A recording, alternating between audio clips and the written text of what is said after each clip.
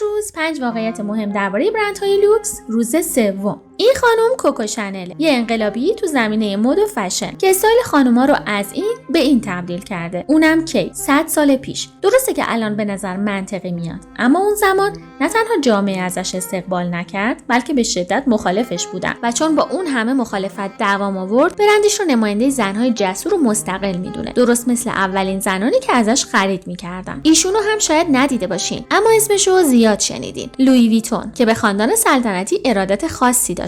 اون قدیما چمدونای دستساز لوکس برای اشرافزاده ها میساخته. برای همین این تفکر تو برندش جا افتاده که اگه داری از محصول من استفاده میکنی، در واقع یه تکه از اشرافیت رو با خودت داری. نتیجه این که این دوتا برند و همه برندهای لوکس دیگه با داستانهایی که از قدرت، جسارت، اشرافیت و حتی اصالت میسازن، مشتریاشون رو از بقیه جامعه جدا میکنن و در طول سالها جامعه همین رو میپذیره که مشتری این برندها متفاوت از بقیه هستن.